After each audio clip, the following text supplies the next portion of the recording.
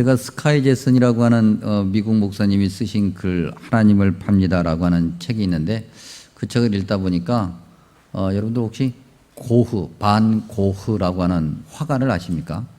예, 우리가 그림은 잘 몰라도 고흐라고 하는 이름은 다 들어보셨을 텐데 그 사람에 관한 어떤 설명을 해놓은 부분이 있더라고요. 원래 이분이 네덜란드 사람인가 봐요. 그 목사님 아들인데 이분이 이제 목사님 아들로 자라면서 1878년에 벨기에에 어느 한 가난한 아마도 광부들이 많은 곳이었던 것 같은데 거기에 이제 전도사님 역할을 하는 그런 전도사로서 거기에 간 일이 있었던 것 같습니다. 이게 가난한 동네니까 가난한 자들을 위해서 혼신을 다 했죠. 그래서 이제 그걸 교회가 교구죠. 우리로 따지면 노회 같은 건데 노회가 이제 이렇게 가난한 동네 가서 내가 열심히 복음을 전하고 그들과 함께 하겠습니다. 그러니까 좀 이렇게 지원을 해 주십시오. 그러니까 노회가 그래 그러면 가서 해봐라고 허락을 했는데 고흐가 가난한 자들과 정말 열심히 함께 어울리면서 복음을 전하고 그런 어떤 행동들을 하는 것을 노회가 평가하면서 너무 성직자답지 않다. 품위를 잃어버렸다. 뭐 그런 식으로 평가를 했던 것 같아요. 그래서 그 가난한 자들을 향한 그 열정, 고흐의 열정을 좀 무시하면서 징계를 내립니다. 그래서 고흐가 크게 상처를 받게 되죠. 어쨌든 그런 배경이 있는 가운데 그가 그린 그림이 있는데 그림의 제목이 오늘 우리가 읽은 누가복음 10장의 내용이에요. 그러니까 선한 사마리아인이라는 그림을 그렸습니다. 그림 감상 한번 할까요? 방송실 한번 보여주시면. 이런 그림 보신 적 있습니까? 저도 이 그림을 저는 그림에 대해서 문외한이라서 이 그림을 저는 처음 봤습니다. 잘 보이시나요? 그림 감상하겠습니다. 우리가 이제 선한 사마리아인에 관한 이야기는 잘 알고 있습니다. 그렇죠? 근데 여러분들 이제 그림을 보시면 이게 잘 보이는지 모르는데 이 사람 보이세요? 여기 사람이 하나 있습니다. 제사장입니다. 강도 만난 강도 만난 사람을 보고 맨 먼저 만난 사람이 제사장이잖아요. 근데 먼저 도망갔죠. 그 다음에 누굽니까? 이 사람인데 레위 사람입니다. 레위 사람. 오늘로 따지면 제사장은 목사님 같은 분이고 굳이 꼭 그런 건 아니에요. 따진다면 레위인은 교회 중직자들, 장로님, 권사님, 집사님 이런 분들입니다. 근데 둘 다 지금 그림에 보면 길이 이렇게 있는데요. 제사장은 멀리 저만큼 벌써 도망갔고 레위인 그 다음에 열심히 도망가고 있고 그 다음에 강도 만난 사람의 짐 같아요. 이렇게 보따리 막 길바닥에 팽개쳐져 있고 이 사람은 누굴까요? 빨간 모자 쓴 사람? 사마리아 사람이죠. 근데 이 그림을 보면서 한 번도 성경을 보면서 생각하지 못했던 내용을 보게 됐는데 사마리아 사람이 키가 몇 센치였을까요? 이 그림에 보면 제법 그래도 이렇게 덩치가 있는 걸로 그렸는데 그건 알 수가 없죠. 비유니까. 저만 했을 수도 있고 저보다 컸을 수도 있고. 근데 상상을 해봤어요. 만약에 저만 하다면 강도 만난 사람은 그러면 여기는 체구가 좀 상대적으로 좀 작게 나와 있는데 강도 만난 사람은 키가 몇 센치였을까요? 그럴 수 있잖아요.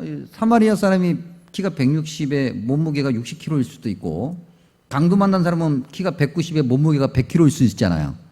그럴 수 있죠. 반대라 해도 즉 사마리아 사람이 190이고 100kg고 강도 만난 사람이 160에 60kg라 해도 강도를 만나서 아주 죽을 만큼 얻어맞았으니까 몸이 축 늘어졌겠죠. 그 사람을 여기 나귀에 올려 실는 것은 사실은 쉬운 일은 아니죠. 온 힘을 다해야 돼요. 그래서 그런지 이 사람이 근육이 좀 있어요. 사마리아 사람이 근육이 좀 힘쓰고 있는 거죠. 이 종아리를 봐도 아주 종아리의 근육이 선명하게 표현되어 있고, 제가 그림을 이렇게 감상한 사람이 아닌데 이 그림은 좀 자세히 봤더니 뒤꿈치도 들었어요. 이렇게. 그렇죠? 여기 보이십니까? 뒤꿈치 들어서 끌어올리려고 낑낑대면서 애쓰는. 그 다음에 또 보이세요? 허리가 이렇게 뒤로 젖혀져서 이렇게 뒤로 젖혀서 이렇게 올리는 그런 모습을 보게 됩니다. 조금 더 보시죠. 근데 이 사마리아 사람 보니까 우리 성경에 보니까 그 사람이 가지고 있는 돈 다 썼잖아요. 돈 다 쓰기 전에 이 사람은 자기 가지고 있는 체력부터 다 쓰는 거죠. 체력부터 다 쓰면서 지금 돕고 있는 거예요. 반면 이 제사장과 레위인 이렇게 보면요, 제사장 저만큼 도망갔고 레위인 보면은 여러분 레위인이 등 돌리고 있거든요. 그리고 굉장히 지금 빠른 속도로 내려가는 듯한 자세를 하여튼 잘 묘사했어요. 그 표현하고 있고, 제사장은 얼마나 빠른지 벌써 저만큼 가 있고, 둘 다 등 돌리고 있죠. 애써 모르는 척하는 그런 모습을 보게 됩니다. 제사장과 레위인의 핑계는 뭐였을까? 저렇게 도망가는 핑계. 몇 가지로 생각을 해보니까 첫 번째는 어쩔 수 없다. 그런 핑계가 있었겠죠. 그 다음에 이제 또 핑계라고 한다면 나는 사마리아 사람처럼 힘이 세지 못해서 저런 거 못한다. 그렇죠? 나는 160에 53km밖에 못 나가. 그러니까 그렇게 힘도 없는데 저 사람을 어떻게 들어올려? 그러니까 나는 애초부터 안 돼. 그래서 그냥 갔을 수도 있겠고. 지금 제사장과 레위인이 지금 핑계를 대는 걸 한번 상상해 보는 겁니다.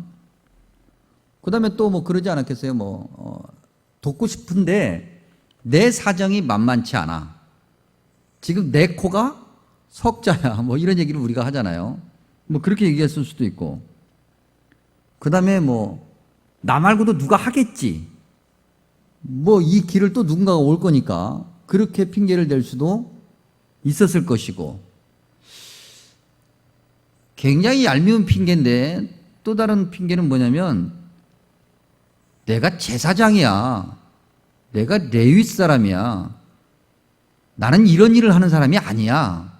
내가 이런 일을 하려고 제사장이 되었고 내가 이런 일을 하려고 레위 사람이 된 것이 아니야. 라고 핑계를 댈 수도 있었겠죠. 어쨌든 이 사람들은 이 고통의 현장을 애써 모른 척하고 도망갔어요. 자기만 생각하는 지독한 어떤 이기주의 같은 거죠. 안 되면 하다못해 소리라도 좀 질러주든지, 아니면 자기가 이렇게 사마리아 사람처럼 저렇게 들어서 나귀에 올릴 만한 힘이 없으면 그 누군가가 오기 전까지 그를 어떻게 보면은 피라도 닦아주든지 뭐라도 했어야 되는데 그렇지 않았던 제사장과 레위 사람을 지금 우리가 그림을 통해서 봅니다. 성경 안에서도 보이죠. 이제 그림 감상 이제 그만해도 됩니다. 방송실은 내려줘도 됩니다. 예, 잘생긴 제 얼굴 보여주십시오. 예, 나왔군요. 예. 제사장과 레위 사람이 누굽니까? 교회 밖에 있는 사람인가요? 교회 안에 있는 사람인가요? 교회 안에 있는 사람이죠. 영적인 종사자, 영적인 권위를 가져야 될 사람. 한마디로 얘기하면, 오늘 이 시대의 모습으로 얘기하면 교회 다니는 사람.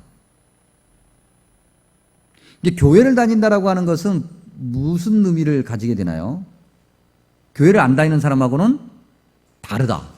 그렇죠? 구별된다. 그 어떤 세속적인 모습과는 다른 모습을 가지며 사는 사람들, 그게 교회 다니는 사람들이에요. 교회 다니는 사람들만 모여 있어요. 우리가 이제 우리끼리 이렇게 모여 있는데, 우리끼리 모여 있는 중에 목사는 구별됩니까? 구별되지 않습니까? 제가요. 구별이 돼야 안 돼요? 안 되나요? 너무 좋은 얘기인데 안 되면 저한테는. 우리가 구별되잖아요. 목사님. 그래서 제가 자주 듣는 얘기는, 그래도 목사님이니까 그래도 목사님이시니까 그 소리가 그냥 때때는 굉장히 버거울 때가 있어요. 뭐든지 목사님이니까 지나가야 돼. 장로님, 권사님, 집사님, 사람들이 생각하죠. 교회에서 제일 높은 사람은 목사고 그 다음 높은 사람은 장로고 이렇게 생각을 해요. 근데 이런 식의 어떤 구별들, 그 말이 옳든 틀리든 구별된다는 얘기를 하는 거예요. 근데 구별되지 않아요. 지금 제사장과 레위인이 전혀 오늘 읽은 성경에 의하면, 그리고 그 성경을 묵상한 고흐가 그린 그림에 의하면, 그게 결국 성경에 의한 거죠. 전혀 구별되지 않는 세속적 냄새가 물씬 나는 사람이다. 그러니까 이런 사람은 어떤 사람이냐면 그냥 종교인이죠. 교인인 거예요. 그리스도인이라고 말하기가 어려운 거죠. 결국 성경은 지금 누가복음 10장은 그 종교인, 그리스도인이라고 말하기 어려운, 교회 안에 있으나 종교적 특색과 특징 그런 건 가지고 있지만 그야말로 그리스도인이라고 말하기 어려운 그런 종교인의 어떻게 보면 특징이 뭐냐라고 하는 것을 우리가 이제 본문을 통해서 보게 됩니다. 25절과 26절, 어떤 율법 교사가 일어나, 율법 교사는 성경을 연구하고 성경을 누구보다 잘하는 사람이거든요. 그 율법 교사가 일어나 예수를 시험하여 이르되 선생님, 이 선생님이라는 표현은 아무에게나 하는 게 아니에요. 그러니까 예수님을 시험하기 위해서 굉장히 겸손한, 아주 자기가 지금 겸손하다는 것을 지금 표현하고 있는 건데, 내가 무엇을 하여야 영생을 얻으리까? 예수께서 이르시되 율법에 무엇이라고 말하며, 즉 성경이 무엇이라고 말하며 그 말씀을 너는 어떻게 읽고 있느냐? 바꿔 얘기하면 어떻게 그 말씀을 듣고 있느냐라고 질문하셔요. 이 예수님이 이렇게 질문하신 것이 율법 교사가 성경을 모르기 때문에 야, 너가 성경을 모르니까 내가 지금부터 가르쳐 줄게 라고 하는 의미에서 이렇게 물어보시는 건가? 그건 아니죠, 여러분. 오히려 예수님이 이렇게 물어보시는 것은 율법 교사인 네가 성경을 너무나도 잘 알고 있어. 그런데 성경을 내가 잘 알고 있는데 그 잘 알고 있는 성경을 어떻게 읽고 있느냐? 바꿔 얘기하면 그 성경이 하나님의 말씀인 걸 잘 알고 있는데 너는 어떻게 듣고 있느냐라고 하는 것을 지금 반문하시는 거예요. 확인하고 싶어 하시는 거죠. 예수님이 이렇게 질문하신 이유는 그 율법 교사가 성경을 알고는 있는데 그냥 머리로만 알고 있다고 하는 것에 관해서 지적하고 있는 거죠. 그 율법 교사는 성경을 분석하고 논리적으로 토론하는 도구로 쓰려고 하고 성경이 주인이 아니라 성경을 대상으로 사물로 삼으려고 하는 것에 관한 것을 지금 주님께서 지적하시는 거예요. 종교인의 특징이죠. 우리가 교회를 좀 오래 다니면요, 서당계 3년이면 풍어를 넣는다고 듣는 게 많아져요. 그렇죠? 그래서 성경에 관해서 좀 알게 돼. 심지어는 교회 안 다니는 사람들도 예전에 교회를 다녀봤던지 아니면 교회를 다니는 사람들한테 들었던지 어쨌든 간에 성경에 관해서는 좀 알아. 그래서 이렇게 저렇게 성경 이야기를 하잖아요. 그냥 성경 이야기를 하는 거예요. 성경에 관한 이야기를 하는 거예요. 한국교회는 그 어느 세계에 있는 교회보다도 성경 공부를 굉장히 많이 해왔어요. 제자 훈련이라는 것을 굉장히 많이 해왔어요. 그런데 성경에 관한 것을 너무 많이 해온 거예요. 하나님의 말씀을 정말 마음을 다해서 듣는 훈련은 상대적으로 너무 빈약해요. 종교인의 특징은 강화시켰는데 진정한 그리스도인을 만드는 훈련이 상대적으로 부족했다. 27절 이하에 이제 쭉 등장하는 내용도 마찬가지죠. 같은 내용을 반복하고 있는데 말씀이 주인이 되는 성경 읽기가 아니라 도리어 자기중심적인 것, 이기적인 것, 자기 확신을 성경으로 어떻게 보면은 확인시켜주는 그러한 성경 읽기, 자신이 주체가 되는, 성경이 주체가 아니라 자신이 주체가 되는 그런 모습들을 계속해서 확인하게 되는데 26절 그 예수님의 질문에 27절 율법 교사가 훌륭하고 정확한 대답을 하잖아요. 우리가 27절 한번 보면은 내 마음을 다하여 목숨을 다하며 힘을 다하며 뜻을 다하며, 이거 신명기 말씀이거든요. 주 너의 하나님을 사랑하고 또한 중요한 명이죠. 내 이웃을 내 자신같이 사랑하라. 정확하게 알고 있어요. 마음을 다하고 뜻을 다하고 힘을 다하고 온 정성을 다해서 하나님 말씀에 집중하고 순종하면서 하나님을 사랑하고, 그리고 내 이웃을 그렇게 내 몸 아끼듯이 사랑하는 거예요. 예수님께서 말씀하시죠. 야, 잘 안 해. 그리고 난 다음에 28절 끝부분에 뭐라고 그랬습니까? 그러면 이제 행동으로 옮기면 되겠네. 37절에도 있는 말씀이죠. 너도 이와 같이 하라. 가서 이와 같이 하라. 주님께서 이렇게 말씀하신 것은 그렇게 머리로는 알고 있는데, 교회 오래 다녀서 이렇게 저렇게 아는 건 많은데 성경에 대해서, 성경에 관해서 성경 공부도 한번 해봤고 성경을 한번 읽어보기도 했고 뭐 그래서 알고는 있는데 행동으로 옮기는 건 없다는 거잖아요. 그러면 어떻게 되나? 29절에 보니까는 이런 사람의 모습을 뭐라고 그러냐면 자기를 옳게 보이려고 한다 그랬어요. 신앙생활하는 것이 자기를 옳게 보이는 거야. 내가 지금 최선을 다하고 있다고 하는 거죠. 나 교회 다녀. 교회 안에서 사람들한테서조차도, 우리 성도들한테서조차도 내가 이 정도 하고 있다라고 하는 그런 어떤 자기의 옳음을 이야기하는, 그 드러내려고 하는, 아닌 것 같이 얘기는 하지만 이런 모습을 가진 어떤 종교인들, 교인이 모인 이런 모임이 교회일까요? 단체일까요? 단체 아닌가요? 종교 동호회 같은 그런 모습들 말이죠. 교회 본질을 수행하기보다는 어떤 공동체 이기주의, 종교적 만족, 심지어는 종교적 만족을 넘어서서 자만을 채우려고 하는 그런 모습들은 아닌가. 오늘 말씀을 읽다 보니까 이웃에 관한 이야기가 나오죠. 이웃. 유대인들에게, 율법 교사도 어차피 유대인이니까 예수님 당시 유대인들에게 이웃은 누구일까? 그들이 생각하는, 예수님 당시 유대인들이 생각하는 이웃은 누구일까? 여러분, 당시 유대인들이 생각하는 자기들의 이웃은 유대인이에요. 그냥 혈통적 유대인, 아니면 유대교로 개종한 사람, 이거밖에 없어요. 나머지는 이웃이 아닌 거예요. 오늘 우리가 읽은 말씀에 보니까 사마리아 사람 등장하잖아요. 왜 굳이 사마리아 사람이 등장했을까? 유대인들이 사마리아인들을 어떻게 생각하고 취급하고 있는가? 우리가 이제 10장이잖아요. 한 장을 이렇게 뒤로 넘기면 9장이 있습니다. 9장 51절에서 56절까지 한번 성경을 펴시고 한번 이거 교독 한번 하죠. 51절에서 56절 9장인데, 자, 교독하면 예수께서 승천하실 기약이 차감해 예루살렘을 향하여 올라가기로 굳게 결심하시고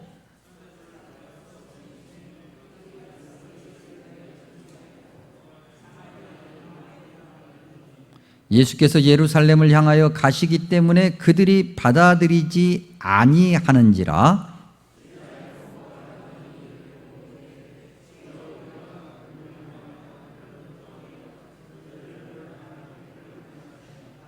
예수께서 돌아보시며 꾸짖으시고, 아멘. 이 본문이 나중에 언젠가 한번 저와 여러분이 말씀을 나눌 본문이기도 한데, 여러분 56절 바로 앞에 보면은 1번이라고 써 있어요. 대부분 여러분들이 가지고 계신 성경에. 근데 그리고 성경 맨 밑에, 그 페이지 맨 밑으로 가면 각 주에 1번 뭐라고 써 있냐면, 어떤 고대 사본에는 55절 끝에 다음 말이 있다라고 기록되어 있죠. 그래, 이건 이제 신학적 본문 비평의 내용인데, 근데 이거 우리가 봐야 될 내용이에요. 뭐라고 되어 있냐면, 이르시되 너희는 무슨 정신으로 말하는지 모르는구나. 인자는, 다시 바꿔가면 예수님은 사람의 생명을 멸망시키러 온 것이 아니요 구원하러 왔다. 예수님께서 말씀하시는 거죠. 여러분, 오늘 그 9장에 나타나는 야고보와 요한이 누구냐면 예수님에게 찾아가서 예수님께서 주님의 나라를 만드실 때 하나는 오른쪽에 하나는 왼쪽에 앉게 해주세요라고 얘기했던 사람들이에요. 이런 사람들의 이야기, 사마리아 사람들을 그러니까 확 불에 싸질러 죽여버릴까요? 이런 이야기를 하고 있는 이 야고보와 요한을 향해서 예수님께서 뭐라고 말씀하시냐면, 네가 미쳤구나, 이 얘기하는 거예요. 너 지금 제정신이야? 이렇게 말씀하시는 거죠. 당시 유대인들이, 이제 다시 우리가 10장으로 돌아오면, 유대인들이 생각하는 이웃이라고 하는 것은 자기밖에 없는 거예요. 오늘 교회의 이웃은 누군가요? 오늘 저와 여러분의 이웃은 누굴까요? 혹시 우리 교회, 우리 가족, 혹시 그러지 않나요? 결국 이러한 어떤 종교인들 안에는 주님의 은혜라고 하는 것은 존재하지 않죠. 성경을 내 마음대로 보고 내 생각대로 풀고 내 형편, 내 생각, 내 기준 이런 것으로 성경을 대하는데 거기에 어떻게 주님의 은혜가 있겠어요? 주님의 은혜가 없으니까 말씀을 읽으면서도 자기 성찰이 있을 수가 없겠고, 말씀에 비춰보니까 내가 이렇게 살고 있어. 내가 이렇게 살면 안 되는데 날마다 하나님 앞에 엎드려서 그 말씀을 보고 나를 고쳐가려고 몸부림치는, 완벽하게 고치는 건 기대할 수 없고, 그런 몸부림치는 그런 어떤 모습도 찾아보기가 어렵고, 자기 성찰이 없으니까 나는 늘 옳아, 남은 늘 틀려. 그래서 그리스도인들이 모여서 누군가를 칭찬하고 나의 부족한 것을 부끄러워하면서 그런 대화를 하는 게 아니라 누구는 누구고 누구는 어쩌고 저쩌고 뒤에서 이야기하는 것만이 우리의 입에 붙어있는, 뭔가 내가 좀 크게 억울하고 상처를 받아서 그런 것도 문제가 되는데 그러지도 않는데 막 그렇게 이야기하는 우리의 모습들. 또 때때로는 교회를 다니니까 오래 다니다 보니까 겸손이라고 하는 것이 좀 몸에 배어서 겸손한 모습을 가지고 있지만 사실은 그렇지 않아요. 그래서 이야기하기를 나도 또는 우리도 틀릴 수 있는데 적어도 내가 이 부분에서 너보다는 나라고 하는 그런 생각들을 우리가 가지고 있지는 않은가. 세속적이지 않다라고 얘기를 하죠. 나는 교회를 다니고 교회에서 나는 목사고 장로고 집사고 권사기 때문에 세속적이지 않아. 적어도 이 부분은 그렇게 이야기하지만 사실은 교회가 오히려 오늘날 그런 얘기 듣잖아요. 세상보다 더 세상적이야. 교회가, 저와 여러분이 세속적인 사람들보다 더 세속적인 그런 모습을 가지고 있지는 않은가. 이 브룩시 카베이라고 하는 이분도 미국 목사님인데 이분이 쓰신 책이 있어요. 예수, 종교를 비판했다. 예수님은 당시 인간의 몸으로 오셔서 종교를 비판한 거예요. 그 책 제목이 그런데 그 책 제목 안에 이제 그 책 안에 이 누가복음 10장에 등장하는 사람들의 특징, 물질적 소유를 가지고 있는 그 사람들의 특징을 설명해 놓은 것이 있어요. 그러니까 아닌 것 같지만 사실은 그렇다는 거죠. 그걸 이제 설명을 했는데 한번 잠깐 보시면 강도에 대해서 뭐라고 설명을 해놨냐면 내 것은 내 것이니 내게서 빼앗겠다. 그러니까 내 것은 내 것이니까 내게서 빼앗겠다는 얘기를 가지고 있는 그런 생각을 가지고 있는 사람들이 강도들이라는 거죠. 종교 지도자, 즉 레위인과 제사장들을 얘기하는 건데 이 누가복음 10장에 등장하는 레위인과 제사장은 내 것은 내 것이니까 내가 알아서 챙길 테니까 너는 너나 잘해라 하고 내 거 들고 가버린 사람. 그럼 반대로 사마리아 사람은 어떤 특징을 가지고 있는가? 내 것은 당신 거니까 당신과 함께 나누겠다. 이게 사마리아인이라는 거예요. 이걸 조금 응용하면 내가 지금 가지고 있는 것은 내가 잘나서 가진 것이 아니라 하나님의 은혜로 하나님께서 내게 주신 것이니 이것으로 많은 사람들과 함께 나누며 하나님의 사랑을 전하겠습니다. 이것이 사마리아인이라는 거예요. 앞에 사람들은 지극히 세속적이에요. 강도와 영적인 지도자들, 종교 지도자들이 같은 부류에 있어요. 근데 그들이 불로 태워 죽일까요? 라고 얘기했던 사마리아인은 전혀 다른 모습을 가지고 있다는 거죠. 오늘은 책 얘기를 좀 많이 하는데 사실 책을 다 들고 오려다가 너무 티내는 것 같아가지고 지금부터 13년 전에 이제 2007년도에 출판된 책인데요. 장하준 교수라는 분이 있습니다. 이분이 우리나라 분이지만은 지금 영국에서 교수를 하고 계시는. 이제 이분이 나쁜 사마리아인이라는 책을 썼어요. 경제학 책이에요. 경제학 책인데 세계 정세를 경제학자의 눈으로 보는 건데요. 그 나쁜 사마리아인이긴 한데 사실은 본질은 나쁜 거예요. 그러니까 사마리아인 척한다는 거죠. 그 사마리아인 척하는 행동이 뭐냐면 여러 어떤 논리 이런 것을 가지고 뭐라고 얘기하냐면 사람들에게 당신들이 지금 내 말을 듣고 이렇게 하면 당신들이 지금 하나도 못 가지고 있는데 10개를 가질 수 있어.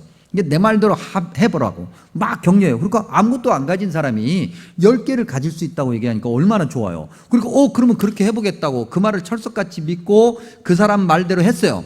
그런데 그 사람들이 그렇게 열심히 10개를 가지기 위해서 그렇게 하는 그 사이에 이 사람은, 그렇게 말한 그 사람은 그 사람들의 그 10개를 가지기 위해서 애쓰는 그것을 이용해서 100개, 1000개, 10,000개 그 이상을 가져간다는 거예요. 세상이 교회를 바라보면서 혹시 그렇게 생각하고 있지는 않은가? 교회가 이렇게 저렇게 막 좋은 이야기하고 그러는데 뒤로는 교회가 오히려 사마리아인 척하는, 경건한 척하는, 그리스도인 척하는, 그러면서 뒤로는 더 많은 것을 가져가는. 어쩌면 교회가 지금 오늘 세상으로부터 손가락질 받는 모습이 바로 이런 모습이 아닌가. 우리가 사마리아인 척하는, 성경을 정말 제대로 읽고 하나님의 말씀을 잘 듣고 이렇게 돌아보는 모습이 아니고 말이죠. 주님께서 말씀하시잖아요. 성경을 제대로 읽었느냐? 그러면 종교인이 되지 말고 그리스도인이 되어야 된다. 이게 그리스도인이 되어야 되는 특징, 그건 아까 우리가 읽은 말씀 앞부분에서도 28절에 주님께서 말씀하신 것처럼 37절에 다시 한번 결론으로 행하는데 너도 이와 같이 하라, 이런 거잖아요. 이와 같이라는 건 누구처럼? 사마리아인처럼, 진짜 사마리아인. 그럼 진짜 사마리아인이 한 행동은 뭐예요, 여러분? 자기 거 챙긴 거예요? 다 쓴 거잖아요. 사람들이 생각하기에 야, 너 그렇게 살면 망한다. 야, 너 세상을 야, 어떻게 너 그렇게 사냐? 라고 하는 그 어리석음. 그래서 예수님 믿는 사람들은 여러분 뭐 좀 째째하면 안 돼. 예수님 믿는 사람들은. 예. 그럼 과감해야 돼요, 좀. 뭐 다 자기 걸 내놓는 한이 있더라도 지금 하나님이 원하시는 일이라고 한다면 그 순간이라고 한다면 그래야 된다는 거죠. 어리석은 자, 세상에서 밀어내려고 손가락질을 받을 수 있는 그러한 자, 그게 사마리아인이에요. 이야기 하나 더 해드릴게요. 이덕주 교수님이라는 한국 교회 역사가가 한국교회 처음 이야기라고 하는 책을 쓰면서 초기 한국교회 선교사로 온 사람들의 이야기를 쭉 소개해놨는데 그중에 스크랜턴이라는 분이 있습니다. 미국 선교사님인데 이분이 의사예요. 그래서 이분이 처음에 선교사로 들어와 가지고 사대문 안에 그 고종 황제가 당시 그 황제의 어떤 명에 의해서 병원을 세우게끔 한 그런 병원을 사대문 안에 딱 세워놨어요. 그것도 어디에다 세워놨냐면 가장 핵심적인 정동에 거기에 이제 딱 병원을 세운 거예요. 근데 이 스크랜턴 선교사가 생각해보니까 여기에 병원이 있는 것이 의미가 없는 거예요. 왜냐하면 거기 사는 사람들은 정부 고위 관리들이고 양반들이고 다 그야말로 여유가 있는 사람들이에요. 꼭 자기 병원이 아니더라도 혜택을 받을 수 있는 사람들만 몰려 있는 곳이죠. 그래서 이분이 그 병원을 밖으로 옮기기로 작정을 했어요. 그러니까 자기도 나가는 거죠. 그러니까 선교사들이 말렸어요. 그리고 주변에 있는 양반들도 말리는 거죠. 당신 굳이 왜 여기 있으면 황제가 보호해 주는 곳이니까 편하게 잘 그렇게 당신이 하고 싶은 거 하는데 왜 그러냐 그랬더니 이분은 생각하는 거죠. 이게 복음의 본질이 아니라는 거예요. 그래서 병원을 옮기는데 새 곳으로 옮겨요. 오늘 우리가 생각하는 동네 말고 그때 당시로 돌아가야 되는데 우리가 그때 당시를 살아보질 않아가지고 또 돌아가야 되는데 특징이 있어요. 이분이 새 곳으로 병원을 옮기면서 거기에 복음 전도자를 둡니다. 그래서 병원에 오는 사람들에게 복음을 전하게 되는데 그래서 거기에 교회가 세워져요. 그래서 첫 번째 곳이 어디냐면 당시 전염병 환자들만 수용했던 곳이 있어요. 그 다음에 어린아이들의 시체. 당시 사람들이 어린아이들이 죽으면 이거 뭔가 저주받아서 죽었다고 생각을 하기 때문에 집에서 장례를 치르지 않고 밖으로 빼요. 그랬던 곳이 있는데 그 동네가 뭐냐면 애오게라는 동네. 애오게. 오늘날 아현동. 이화여대 근처에 있는 아현동. 그게 그 동네예요. 그 다음에 이제 두 번째 동네는 이 갓밭이라고 하는 여러분들 신발 만드는 그런 천한 직업을 가지고 있는 사람들. 그 다음에 백정. 그리고 무당들만 몰려 살고 있었던 동네가 있어요. 그게 어디냐면 지금 동대문에 있는 낙산. 거기. 그 다음에 또 한 곳이 어디냐면 이 장사꾼들이 많다 보니까 품팔이꾼들이 많고 거린들이 굉장히 많았던 곳이 있어요. 그 남대문 시장. 그 세 곳으로 그 병원을 옮깁니다. 그리고 본인이 거기서 살죠. 그래서 거기에 교회가 생기는데 다 감리교회긴 한데 오늘날 아연 감리교회. 그 다음에 여러분들이 지금 한국은행 건너편에 남대문 시장에 가면 상동 감리교회. 그 다음에 지금 동대문 감리교회. 이 교회들이 그때 생긴 거예요. 이게 사마리아인이죠. 이게 교회가 할 일이죠. 그렇죠? 오늘 이 말씀을 들으면서 우리가 생각해 보죠. 우리가 종교인인가 과연 그리스도인인가? 특별히 여러분 피택자 여러분 지금 지금 영성훈련 잘하고 계십니까? 피택자 여러분들 제가 숙제를 한번 걷어볼까 했는데 굳이 그렇게까지 새벽기도 훈련 좀 하시고 하라고 그랬더니 새벽기도에 나오는 분이 지금 한 명, 두 명? 중직자들, 여러분 이미 중직자가 되신 분들은 성신교회 중직자잖아요. 성신교회에서 하나님께서 하나님의 뜻을 이루라고 성신교회에다가 목사라는 직분을 주셨고 장로, 권사, 집사 이 직분을 주셨다고요. 근데 과연 지금 중직자들은 이 교인이 아니라 그리스도인이 되려고 몸부림치면서 그렇게 영적인 어떤 리더 그룹을 형성하고 있는가? 이게 하루아침에 되지 않아요. 피택 될 때부터라도 열심히 연습하고 훈련해야 중직자가 됐을 때 될까 말까요?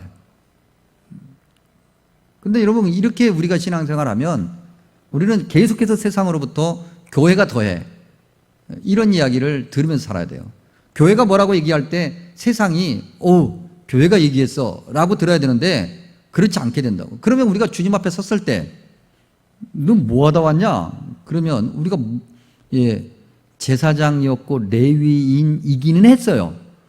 그렇게 대답할 수밖에 없지 않겠어요? 주님께서 사마리아인처럼 살라고 내가 분명히 이야기했는데 너 그렇게 살다 왔느냐라고 물어보실 때 우리가 뭐라고 대답을 할까?